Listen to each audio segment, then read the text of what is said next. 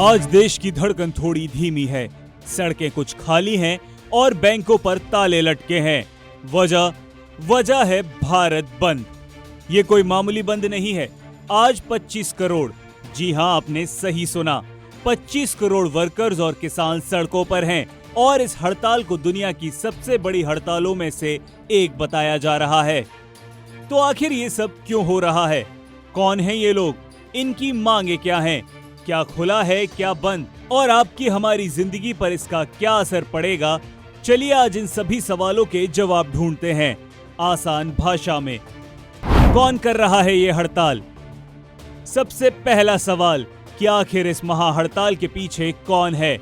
देखिए, इसे देश की 10 सबसे बड़ी सेंट्रल ट्रेड यूनियनों ने मिलकर बुलाया है। इनमें शामिल हैं INTUC, AITUC, HMS और CITU जैसी यूनियनें, जिनसे देश के करोड़ों मजदूर जुड़े हैं। और ये अकेले नहीं हैं, इन्हें पूरा समर्थन मिल रहा है संयुक्त किसान मोर्चा का। जी हां, ये वही संगठन है जिसने 2020 के किसान आंदोलन का नेतृत्व किया था। साथ ही ऑल इंडिया किसान सभा, बैंक कर्मचारी, बीमा कर्मचारी, कोयला और स्टील वर्कर्स और ग्रामीण क्षेत्रों के मजदूर भी इस हड़ताल का हिस्सा हैं। यानी ऑर्गेनाइज से लेकर अनऑर्गेनाइज्ड सेक्टर तक सब एक साथ आए हैं। सबसे बड़ा सवाल, हड़ताल क्यों? अब आते हैं सबसे जरूरी सवाल पर। आखिर ये 25 करोड़ लोग सरकार से इतने नाराज क्यों हैं? इनकी मांगे क्या हैं? इसे 4 बड़े पॉइंट्स में समझते हैं।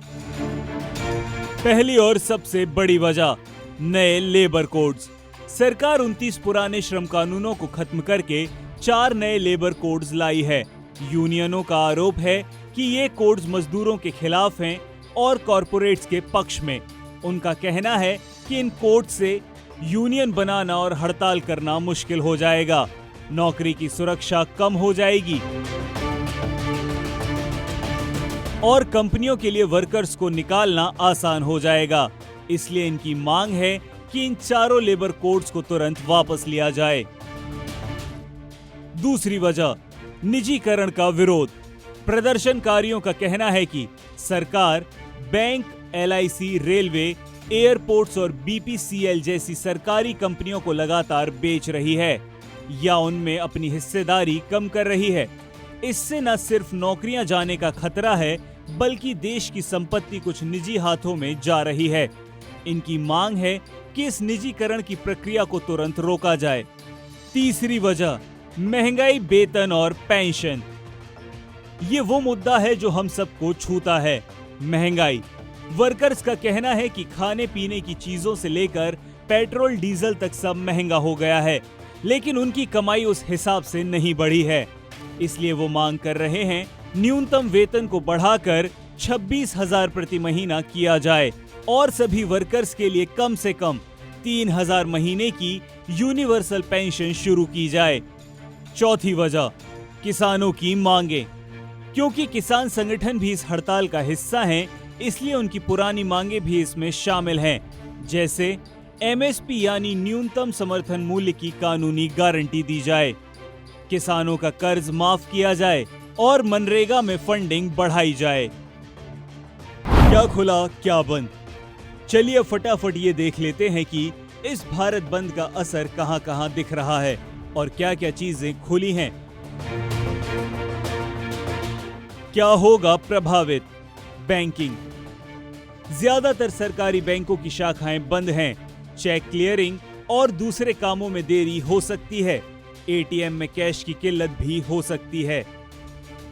बीमा, LIC और दूसरी सरकारी बीमा कंपनियों के कर्मचारी हड़ताल पर हैं। डाक सेवाएं, इंडिया पोस्ट के कर्मचारी भी शामिल हैं, जिससे पोर्टल सर्विसेज पर असर पड़ेगा। ट्रांसपोर्ट, कई राज्यों में सरकारी बसें नहीं चल रही हैं। बड़े शहरों में रोड ब्लॉकेज की भी खबरें हैं।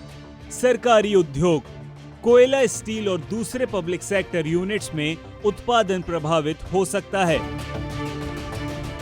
क्या खुला रहेगा?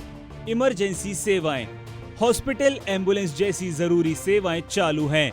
स्कूल, कॉलेज, ज्यादातर प्राइवेट स्कूल और कॉलेज खुले हुए हैं। प्राइवेट दफ्तर। प्राइवेट कंपनियों पर इसका सीधा असर नहीं है। रेलवे ने आधिकारिक तौर पर हड़ताल का ऐलान नहीं किया है, लेकिन कुछ जगहों पर रेल रोको प्रदर्शनों से ट्रेनों में देरी हो सकती है। तो आज का ये भारत बंद सिर्फ एक दिन की छुट्टी या ट्रैफिक जाम नहीं है। ये देश के करोड़ों मजदूरों और किसानों की तरफ से सरकार की आर्थिक और श्रम नीतियों के खिलाफ एक बहुत बड़ा और मजबूत संदेश है। ये हड़ताल दिखाती है कि देश के एक बड़े वर्ग में अपनी नौकरी, अपने वेतन और अपने भविष्य को लेकर गहरी चिंता और असंतोष है।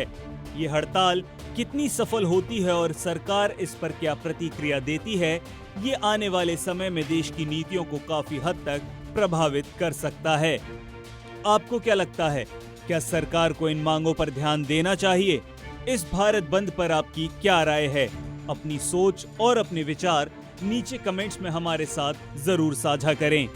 अगर आपको ये जानकारी पसंद आई और वीडियो अच्छा लगा तो इसे लाइक और अपने दोस्तों के साथ शेयर करना ना भूलें और ऐसे ही महत्वपूर्ण मुद्दों पर आसान भाषा में जानकारी के लिए हमारे चैनल जी भारत को सब्सक्राइब करना ना भूलें। धन्यवाद।